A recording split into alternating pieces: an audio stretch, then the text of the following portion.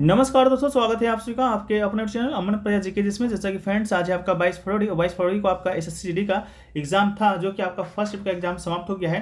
तो आज के इस फर्स्ट शिफ्ट में आपके 20 जीके जिसके जो प्रश्न पूछे गए थे उनमें से अधिकतम रियल प्रश्न मिल गए, उन सभी प्रश्नों को देखेंगे, साथ में उनसे जुड़े इंपॉर्टेंट एक्स्ट्रा फैक्ट को भी देखेंगे। जैसा कि आप लोग 2 दिन से देख रहे होंगे, जो भी एक्स्ट्रा फैक्ट्स हम आपको बता रहे हैं वहां से आपके अगले शिफ्ट में प्रश्न देखने को मिल रहे हैं। तो ध्यानपूर्वक सुनिएगा। पीडीएफ के लिए टेलीग्राम चैनल को ज्वाइन कीजिएगा, बाकी 2 दिनों का पीडीएफ आपको वहां पर भेज दिया गया है। चलिए वीडियो को स्टार्ट करते हैं। तो आज का जो पहला जो प्रश्न आपका पूछा गया था कि टिप्पू सुल्तान किस वर्ष मैसूर का शासक बना था। टिप्पू सुल्तान के बारे में बात करेंगे। 4 ऑप्शन दिया गया था, 72, 62, 82, 92। तो इसका जो राइट आंसर हो जाएगा उसका राइट आंसर हो जाएगा दोस्तों आपका 1782 में। ठीक है, वर्ष 1782 में आपका टिप्पू सुल्तान जो कि आपका टिप्पू सुल्तान जो कि मैसूर का शासक बना था। ठीक है, इसको भी आप याद रखिएगा। इसके अलावा बात करेंगे टिप्पू सुल्तान के बारे में, तो आपका टिप्पू जो सुल्तान था इसका जो मृत्यु है आपका चतुर्थ आंग्ल मैसूर युद्ध के दौरान हो गया था। इसके जो पिता थे आपके हैदर अली, उनका जो मृत्यु है उनका मृत्यु आपका सेकेंड आंग्ल मैसूर युद्ध के दौरान हो गया था। ठीक है, तो कब कब हुआ था, तो प्रथम आंग्ल मैसूर युद्ध आपका 67 से 69 तक चला था, मद्रास की संधि पर जाकर खत्म हुआ था। द्वितीय वाला आपका 80 से 84 चला था।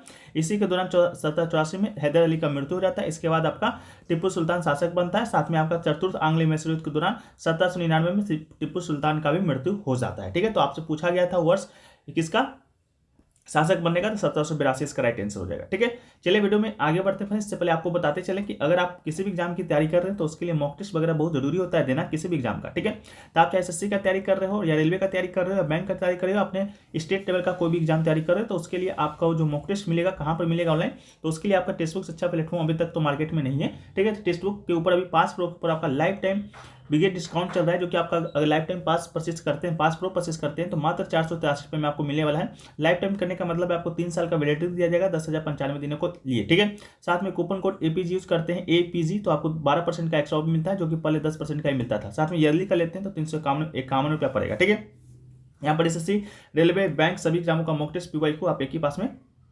अनलॉक कर सकते हैं। इसको भी याद रखिएगा। जैसा कि पिछला बार जब रेलवे का वैकेंसी आया था तो यहाँ से आपका 40,000 बच्चों ने सिलेक्शन लिया था आपका मॉक टेस्ट देकर। साथ में आपका 82% जो क्वेश्चन है आपको डायरेक्ट इन्हीं के टेस्ट सीरीज से देखने को मिला था। तो आप ये अपनी तैयारी को बेहतर बना सकते हैं ये टेस्ट बुक के मॉक सीरीज से जुड़कर। लिंक डिस्क्रिप्शन में दिया रहेगा, कूपन कोड एपीजी जरूर यूज कीजिएगा। चलिए हम लोग वीडियो में आगे बढ़ते हैं। अगला क्वेश्चन पूछा गया कि द्वितीय गोलमेज सम्मेलन के समय ब्रिटेन का प्रधानमंत्री कौन था। तो द्वितीय जो गोलमेज सम्मेलन है उसमें ब्रिटेन का जो प्रधानमंत्री था आपका रेमसे मैकडोनाल्ड था। इसका राइट आंसर आपका रेमसे मैकडोनाल्ड हो जाएगा। ठीक है, जैसा कि तीन गोलमेज सम्मेलन होता है, पहला होता है 1930 में, फिर दूसरा 1931 में, तीसरा आपका 1932 में। तीनों गोलमेज सम्मेलन के दौरान आपका रेमजे मैकडोनाल्ड ही आपका ब्रिटेन का प्रधानमंत्री रहता है। ठीक है, तो पहला के दौरान भी आपका यही था, सेकंड के दौरान भी यही था और आपका थर्ड के दौरान भी यही था। इसके बाद आपका 16 अगस्त 1932 को मैकडोनाल्ड द्वारा सांप्रदायिक पंचायत का निर्माण किया जाता है, तो इसको भी याद रख लीजिएगा। ठीक है, इसके अलावा विंस्टन चर्चिल के बारे में भी आप लोग सुनते होंगे, तो विंस्टन चर्चिल की बात करेंगे तो ये आपका 1940 से 45 तक यूनाइटेड किंगडम यानी कि ब्रिटेन का प्रधानमंत्री था। उन्होंने दूसरे विश्व युद्ध में देश को जीत के लिए प्रेरित किया था। उन्होंने गांधी जी को आधा नंगा फकीर कहा था, आधा नग्न फकीर कहा था। ठीक है, ये भी प्रश्न पूछा जाता है। एक नाम सुनते होंगे क्लेमेंट एटली का। क्लेमेंट एटली की बात करेंगे तो आपका 1945 से लेकर 1951 तक की आपका यूके का प्रधानमंत्री था। और भारतीय स्वतंत्रता की बात करेंगे तो भारत स्वतंत्र आपका इन्हीं के ब्रिटिश प्रधानमंत्री के कार्यकाल में हुआ था। ठीक है, इसको भी याद रखिएगा। इसके अलावा विशेष वायसराय की बात करते हैं, आपका विशेष घटना के बारे में बात करते हैं। लॉर्ड इरविन के समय आपका साइमन कमीशन वापस आया था, जो कि आज पूछा ही गया आपसे। दांडी मार्च आपका हुआ था, नागरिक अवज्ञा आंदोलन यानी कि प्रथम गोलमेज सम्मेलन। गांधी इरविन समझौता संधि यात्रा हुआ था। लॉर्ड विलिंगटन के समय आपका दूसरा गोलमेज सम्मेलन होता है, पुणे समझौता होता है। भारत सरकार अधिनियम 1935 आता है। लॉर्ड लिंथगो के समय आपका अगस्त प्रस्ताव होता है, क्रिप्स मिशन आता है। लॉर्ड रीडिंग के समय आपका चोरी चोरी घटना होता है। केरल में मोपला विद्रोह होता है, जो कि कल पूछा गया था। ठीक है, मोपला विद्रोह के विषय में 1921 में आपका हुआ था। ठीक है, अगला है कि राज्यपाल का एंग्लो इंडियन की नियुक्ति किस आर्टिकल के तहत करता है। तो जो राज्यपाल है आपका एक एंग्लो इंडियन की नियुक्ति राज्य की विधानसभा में करता है, तो कौन से आर्टिकल के तहत करता है, तो इसका राइट आंसर आपका आर्टिकल 333 इसका राइट आंसर था। ठीक है, आर्टिकल 333 के तहत इस समुदाय के सदस्यों को विधानसभा में जगह दी जा सकती है। इस समय 14 राज्यों की विधानसभा में एक एंग्लो इंडियन सदस्य है। इसके अलावा संविधान के अनुच्छेद 331 के तहत लोकसभा में एंग्लो इंडियन समुदाय के 2 लोगों को संसद के लिए नामित किया जा सकता है। ठीक है, तो अगर लोकसभा में पूछता था 331, लेकिन राज्य विधानसभा में राज्यपाल के द्वारा पूछा गया था, तो अनुच्छेद 333 इसका राइट आंसर हो जाएगा। ठीक है, ये पूछा गया था। अगला क्वेश्चन पूछा गया कि केंद्र शासित प्रदेश में उपराज्यपाल की नियुक्ति कौन करता है। तो केंद्र शासित प्रदेश में उपराज्यपाल की नियुक्ति वही करेगा जो कि राज्यों में राज्यपाल की नियुक्ति करेगा। ठीक है, तो इसका राइट आंसर आपका राष्ट्रपति हो जाएगा। ठीक है, राष्ट्रपति आपका केंद्र में उपराज्यपाल की नियुक्ति करता है, जो कि और राज्यों में राज्यपाल की नियुक्ति भी यही करता है। अगला क्वेश्चन पूछा गया कि आर्य समाज का स्थापना कहाँ हुआ था। तो आर्य समाज की स्थापना की बात करेंगे तो इसका स्थापना आपका बंबई में हुआ था। कब हुआ था? 1875 में हुआ था। किसने किया था? दयानंद सरस्वती जी ने किया था। कल ही हमने आपको बताया, कल ही नहीं पिछले 2 दिनों से हम आपको इसके विषय में बता रहे हैं कि आपको यहाँ से 100% प्रश्न पूछे गए थे, हालांकि आज पूछ दिया भी गया है। ठीक है, पहली बैठक की बात करेंगे तो 10 अप्रैल 1875 को हुआ था बम्बई में, जो कि मुंबई हो गया है। दयानंद सरस्वती का वास्तविक नाम की बात करेंगे तो मूल शंकर नाम था इनका। विरजानंद दांडिया दयानंद सरस्वती के गुरु थे और 1875 में ही इन्होंने सत्यार्थ प्रकाश की रचना भी किया था। तो कल पूछा गया था आपका एक समाज कौमुदी, तो आज पूछा जा सकता है सत्यार्थ प्रकाश, तो दयानंद सरस्वती के द्वारा रचना किया गया है। अगला है कि निम्न में से किस खेल के साथ अंजुम चोपड़ा जुड़े हुए हैं। अंजुम चोपड़ा की बात करेंगे तो इसका जो राइट आंसर आपका हो जाएगा क्रिकेट, इसका राइट आंसर हो जाएगा। अंजुम चोपड़ा एक भारतीय क्रिकेटर है जिन्होंने कम उम्र में कई खेल खेले हैं। अंजुम ने एथलेटिक्स, बास्केटबॉल और तैराकी में अपने स्कूल और कॉलेज के कई बार प्रतिनिधित्व किया है। तो इसका राइट आंसर मूल तौर से आपका क्रिकेट से इनका जुड़ाव है, तो क्रिकेट इसका राइट आंसर होगा। अगला क्वेश्चन पूछा गया कि बहमनी समाज की स्थापना के समय मुगल सम्राट कौन था। ठीक है, तो बहमनी समाज का स्थापना होता है 1347 में और मुगल समाज का स्थापना होता है 1526 में। ठीक है, तो मुगल सम्राट नहीं दिया गया होगा, हालांकि बच्चे बताती हैं आपका हो सकता है दिल्ली सल्तनत का शासक दिया होगा। ठीक है, तो 1347 की बात करेंगे तो 1351 से लेकर 1388 तक का तो फिरोज शाह तुगलक का शासन था। ठीक है, यानी कि तुगलक वंश का फिरोज शाह तुगलक का शासन था। तो 1347 में किसका शासन होगा, तो आप लोग कमेंट सेक्शन में जरूर बताइएगा। ठीक है, इस मेरे ख्याल से आपका गयासुद्दीन तुगलक का ही शासन होगा, तो इसका राइट आंसर गयासुद्दीन तुगलक हो जाएगा। ठीक है, तो इसको भी आप लोग देख लीजिएगा एक बार। अगला है कि ओलंपिक में पहली बार महिलाओं ने कब भाग लिया था। ओलंपिक की बात करेंगे तो महिलाओं ने कब पहली बार भाग लिया था। इस प्रकार 4 ऑप्शन दिए गए थे, तो इसका राइट आंसर आपका हो जाएगा 1900, यानी कि ऑप्शन नंबर बी 1900 में आपका पहली बार महिलाओं ने भाग लिया था। ठीक है, तो इसका राइट आंसर होगा। ओलंपिक की बात करेंगे तो पहला ओलंपिक आपका एथेंस में खेला गया था 1896 में। ठीक है, तब से हर 4 साल पे यह आपका आयोजन होता है। 2022 में भी आयोजन हुआ था। ठीक है, जापान के टोक्यो में। भारत ने पहली बार 1928 के एम्स्टर्डम ओलंपिक में भाग लिया था। ओलंपिक में भारत ने सबसे ज्यादा 8 बार हॉकी का खिताब अपने नाम किया है। ठीक है, अगला है कि भरतनाट्यम का दूसरा नाम क्या है। तो भरतनाट्यम का दूसरा नाम की बात करेंगे तो भरतनाट्यम का दूसरा नाम है आपका सदीरट्टम के नाम से भी जानते हैं या दासीअट्टम के नाम से भी जानते हैं। तो इसका राइट आंसर अब जो भी दिया गया हो सदीरट्टम होगा या दासीअट्टम होगा, उसका राइट आंसर आपका हो जाएगा। ठीक है, इसके अलावा भरतनाट्यम की बात करेंगे तो ये दोस्तों आपका तमिलनाडु का एक शास्त्रीय नृत्य है, जो कि आगे हम लोग देखने वाले हैं। अगला है कि निम्नलिखित में से किस वर्ष में भारतीय रुपये दूसरी बार अवमूल्यन किया गया था। दूसरी बार अवमूल्यन की बात करेंगे तो कब किया गया था, तो इसका राइट आंसर आपका 1966 हो जाएगा।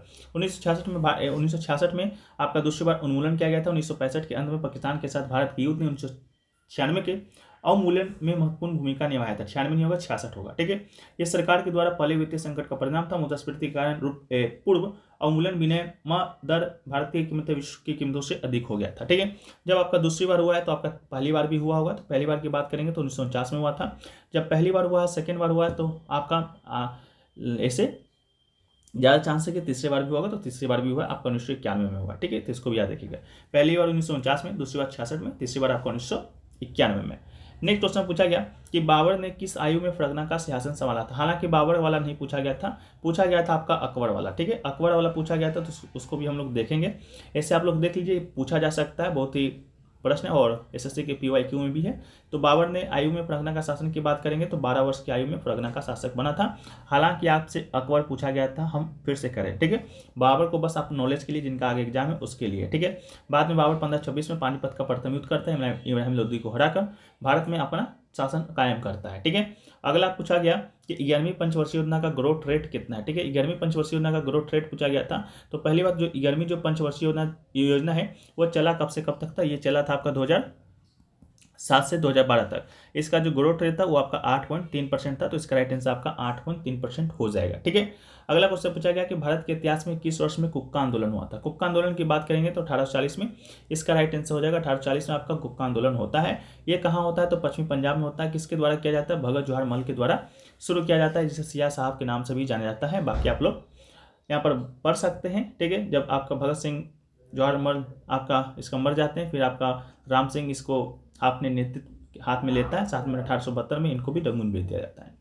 अगला है कि एक ही व्यक्ति को 2 या 2 से अधिक राज्यों के राज्यपाल के रूप में नियुक्त करने के लिए भारत के संविधान में कौन सा संशोधन किया गया था या किस वर्ष लाया गया था। तो इसका राइट आंसर आपका 1956 हो जाएगा। 1956 में आपका 7वां संविधान संशोधन किया गया था उसी के माध्यम से एक ही व्यक्ति को 2 या 2 से अधिक राज्यों के राज्यपाल के रूप में नियुक्त करने का प्रावधान किया गया था। भाषाई आधार पर राज्यों के पुनर्गठन के संबंध में राज्य पुनर्गठन आयोग की सिफारिश को लागू करने के लिए 7वां संविधान संशोधन अधिनियम 1956 की आवश्यकता पड़ी थी और अनुच्छेद 153 में एक ही व्यक्ति को 2 या 2 से अधिक राज्यों के राज्यपाल के रूप में नियुक्त करना संभव बनाने का प्रावधान भी जोड़ा गया था। ठीक है, अगला है कि पंडित रविशंकर कौन सा वाद्य यंत्र बजाते हैं। तो पंडित रविशंकर की बात करेंगे तो ये आपके सितार बजाते हैं। तो इसका राइट आंसर आपका ऑप्शन नंबर बी सितार इसका राइट आंसर हो जाएगा। ठीक है, आपके पंडित रविशंकर एक सितार वादक है, संगीतकार है। 1999 में भारत का सर्वोच्च नागरिक सम्मान भारत रत्न से भी सम्मानित किया जा चुका है। ठीक है, बाकी आप लोग देख लीजिएगा। अगला क्वेश्चन पूछा गया कि राधा श्रीधर को भारत के किस शासनीय में उनके योगदान के लिए वर्ष 2018 में संगीत नाटक अकेडमी पुरस्कार दिया गया था। यानी कि राधा श्रीधर का कौन से शासनीय से संबंधित है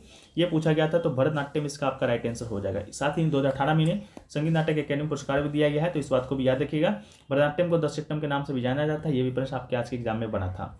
अगला है कि एक फुटबॉल की टीम में कितने खिलाड़ी होते हैं। तो ऑप्शन दिया गया था 10, 12, 13, 11। तो इसका राइट आंसर आपका ऑप्शन नंबर 4 यानी कि 11 राइट आंसर हो जाएगा। एक फुटबॉल टीम में आपके 11 खिलाड़ी होते हैं। 11 खिलाड़ी आपका क्रिकेट में भी होता है और आपका हॉकी में भी होता है। कबड्डी में 7 होता है। इसके अलावा खो खो में भी 7 होता है, इसको भी याद रखिएगा। और जो भी खेल होंगे उसको आप लोग कमेंट सेक्शन में बता दीजिएगा कौन कौन से खेल का प्रश्न पूछा जा सकता है। अगला क्वेश्चन पूछा गया कि जब अकबर सम्राट बना तब उनकी आयु डेस थी। यही आपका एग्जैक्ट क्वेश्चन पूछा गया था। तो अकबर जब सम्राट बना था तो उसका आयु था आपका 13 वर्ष। इसका राइट आंसर क्या होगा, 13 हो जाएगा। मुगल काल के दौरान अकबर सबसे शक्तिशाली सम्राटों में से एक था। उनका जन्म 1542 में अक्टूबर के दिन हुआ था। मृत्यु 1605 में होता है। आपका तीसरा मुगल सम्राट था। शासनकाल 1556 से लेकर 1605 तक। शासनकाल को इस तरह याद रखिएगा। 1556 में आपका द्वितीय पानीपत का युद्ध होता है। ठीक है, उसी वर्ष आपका सम्राट बनता है कौन, अकबर। हालांकि पहले सम्राट बनता है तब पानीपत का युद्ध होता है। ठीक है, तो इसको भी याद रखिएगा। किसके संरक्षक में, तो बैरम खां के संरक्षण में ये आपका शासक बनता है। अगला क्वेश्चन पूछा गया कि हड़प्पा किस नदी के तट पर स्थित है। तो हड़प्पा की बात करेंगे तो भोगवा ऑप्शन में दिया गया था, रावी दिया गया था, सिंधु दिया गया था, लूनी दिया गया था। तो इसका राइट आंसर आपका हो जाएगा ऑप्शन नंबर बी यानी कि रावी। हड़प्पा जो है रावी नदी के तट पर स्थित है। इसका जो उत्खनन यानी खोज है आपको 1921 में पाकिस्तान में पश्चिमी पंजाब प्रांत में स्थित हड़प्पा के आधुनिक स्थल पर किया गया था। रावी नदी के तट पर स्थित है। इसके अलावा सिंधु नदी के तट पर आपका मोहनजोदाड़ो स्थित है। इसको भी याद रखिएगा। अगला क्वेश्चन पूछा गया कि अनुच्छेद 18 का बी किससे संबंधित है। ठीक है, तो 18 तो आपका संबंधित उपाधियों का अंत है, लेकिन बी की बात करेंगे तो बी का कहिए या 2 कहिए तो इसमें आपका अनुच्छेद 18 में 4 उपबंध दिया गया है। पहला दिया गया है यानी कि ए दिया गया है, राज्य सेना या विद्या संबंधी सामान के सिवाय कोई उपाधि प्रदान नहीं करेगा। दूसरा दिया गया है आपका बी में कि भारत का कोई नागरिक किसी विदेशी राज्य से कोई उपाधि स्वीकार नहीं करेगा। ठीक है, तो यही आपसे पूछा गया होगा, तो ये राइट आंसर हो जाएगा। सी की बात करेंगे तो कोई व्यक्ति जो भारत का नागरिक नहीं है, राज्य के अधीन लाभ या विश्वास के किसी पद को धारण करते हुए किसी विदेशी राज्य से कोई उपाधि राष्ट्रपति की सहमति के बिना स्वीकार नहीं करेगा। साथ में डी की बात करेंगे तो राज्य के अधीन लाभ या विश्वास का पद धारण करने वाले कोई व्यक्ति किसी विदेशी राज्य या उसके अधीन किसी रूप में कोई भेंट उपलब्धि या पद राष्ट्रपति की सहमति के बिना स्वीकार नहीं करेगा। ठीक है, तो ये 4 उपबंध अनुच्छेद 18 में दिया गया है जो कि उपाधियों के अंत से संबंधित है। अगला क्वेश्चन पूछा गया कि रुक्मणी देवी अनुल्ले का संबंध किस शास्त्रीय कला से है। तो इसका राइट आंसर आपका भरतनाट्यम हो जाएगा। ठीक है, भरतनाट्यम से इनका संबंध है। रुक्मणी देवी अनुल्ले की बात करेंगे तो भारतीय इतिहास में राष्ट्रसभा की सदस्य के रूप में नामांकित होने वाली ये पहली महिला है। ठीक है, इसलिए भी इंपॉर्टेंट है और ये भी प्रश्न आपके एग्जाम में बनेगा ही बनेगा, 100% बनेगा। साथ में कला क्षेत्र फाउंडेशन का स्थापना किसने किया था। तो रुक्मणी देवी अनुल्ले ही ने किया था। ये राज्यसभा के रूप में इन्होंने कब 2 बार आपका 2 कार्यकाल के लिए गई थी। पहला कार्यकाल 1952 का था, दूसरा आपका 1956 में था। ठीक है, 1956 में इन्हें पद्म भूषण अवार्ड से भी सम्मानित किया जा चुका है, तो इसको भी याद रखिएगा। 2017 में इन्हें गूगल डूडल से भी सम्मानित किया है, गूगल अपना डूडल बनाकर। अगला है कि 2017 अंडर 17 विश्व कप फुटबॉल कहाँ आयोजित किया गया था। हालांकि 2017 पूछा गया था या 2023 पूछा गया था, दोनों में थोड़ा सा कंफ्यूजन है, हम दोनों को लेकर चलेंगे। ठीक है, तो अंडर 17 फीफा विश्व कप 2017 की बात करेंगे तो ये आपका अपना देश भारत में हुआ था। ठीक है, में भी पूछा जा सकता है क्योंकि भारत में हुआ था। 6 अक्टूबर से लेकर 18 अक्टूबर तक आयोजित किया गया था। इंग्लैंड इसका टूर्नामेंट का विजेता बना था। ये जो अंडर 17 फीफा जो विश्व कप है आपका द्विवार्षिक टूर्नामेंट है, यानी कि 2017 में हुआ, 2019 में हुआ होगा, 2019 के बाद 2021 में हुआ होगा और 2023 में भी आपका हुआ है। 2023 की बात करेंगे तो ये आपका पेरू में होना था, लेकिन पेरू में ना होकर ये आपका हुआ था कहाँ, इंडोनेशिया में। और इसका जो खिताब का विजेता बना था जर्मनी बना था, किसको हराकर, फ्रांस को हराकर। अगर 23 का पूछा गया होगा तो इंडोनेशिया होगा, 17 का पूछा गया होगा तो अपना देश भारत होगा। ठीक है, अगला है वो कौन सी प्रक्रिया जिसके द्वारा किसी गैस को ठोस में परिवर्तित किया जाता है। किसी गैस को ठोस की बात करेंगे तो इसका राइट आंसर आपका निक्षेपण हो जाएगा। निक्षेपण वो प्रक्रिया जिसके द्वारा गैस को ठोस में परिवर्तित किया जाता है। इसके अलावा ऊर्ध्वापातन की बात करेंगे तो ऊर्ध्वापातन वो प्रक्रिया है जिसके द्वारा एक ठोस को द्रव में परिवर्तित किए बिना गैस में परिवर्तित किया जाता है। फिर आपका है वाष्पीकरण। वाष्पीकरण की बात करेंगे तो ठोस या द्रव को गैस में बदलने की एक प्रक्रिया है। हिमकरण की बात करेंगे तो हिमांक पर द्रव को ठोस में बदलने की प्रक्रिया है। चारों याद रखिएगा, निक्षेपण भी, ऊर्ध्वापाटन भी, वाष्पीकरण भी और आपका हिमकरण भी। अगला है कि 2011 की जनगणना के अनुसार भारत के किस राज्य में लिंगानुपात सबसे कम है। ठीक है, तो लिंगानुपात की बात करेंगे सबसे कम तो हरियाणा में है, तो इसका राइट आंसर हरियाणा में होगा। लिंगानुपात का अर्थ क्या होता है? लिंगानुपात का अर्थ होता है कि 1000 पुरुष पर महिलाओं की संख्या कितनी है। ठीक है, तो भारत की बात करेंगे तो भारत का लिंगानुपात 943 है, यानी कि 943 महिलाएं 1000 पुरुष पर आपका है। इसके अलावा हरियाणा में लिंगानुपात सबसे कम है। इसके अलावा पुडुचेरी और केरल में लिंगानुपात सबसे ज्यादा है। राज्य की बात करेंगे तो केरल, केंद्रशासित प्रदेश की बात करेंगे तो पुडुचेरी। ठीक है, कितना है? तो 1084 महिला है। ठीक है, इसको भी आप याद रखिएगा। चलिए नेक्स्ट क्वेश्चन की बात करते हैं। तो पूछा गया साइमन कमीशन भारत कब आया था। ठीक है, साइमन कमीशन की बात करेंगे तो भारत आया था आपका 1928 में। 1928 जून में आया था। जून में शायद ऑप्शन में दिया गया होगा, तो आप लोग सही कर लीजिएगा। 1928 में आपका आया था। ब्रिटिश सरकार ने वर्ष 1927 में भारत सरकार अधिनियम 1919 की समीक्षा के लिए साइमन कमीशन की नियुक्ति है, जो कि किया था 1928 में ये आपका भारत आया था। गठन आपका 26 नवंबर 1927 को किया गया था, लेकिन आया था 3 फरवरी 1928 को।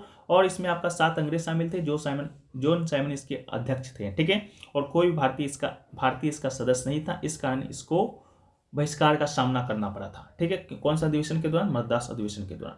अगला है कथक किस भारतीय राज्य का शास्त्रीय नृत्य है। तो कथक की बात करेंगे तो उत्तर प्रदेश का ये नृत्य है, तो इसका राइट आंसर उत्तर प्रदेश हो जाएगा। उत्तर प्रदेश का ये शास्त्रीय नृत्य है। लोक नृत्य की बात करेंगे तो नौटंकी, रासलीला, कजरी, चापेली, ये सभी आपका उत्तर प्रदेश का लोक नृत्य है। नौटंकी पूछा जाएगा। कजरी भी शायद कल ही पूछा गया था। ठीक है, इसको याद रखिएगा। ठीक है, हम थोड़ा सा जल्दी में, इस कारण आपको थोड़ा सा इसमें डिस्क्राइब नहीं कर पा रहे, लेकिन आगे वाला जो वीडियो आएगा उसमें हम लोग बहुत अच्छी तरह से डिस्क्राइब करेंगे सब चीज़ को। ठीक है, भरतनाट्यम भी आपका क्लासिकल डांस है, तमिलनाडु का है। कथक आपका नॉर्दर्न इंडिया का है, मुख्य रूप से यूपी का है। कथकली केरल का है। कुचिपुड़ी आंध्र प्रदेश का है। मणिपुरी मणिपुर का है। मोहिनीअट्टम केरल का है।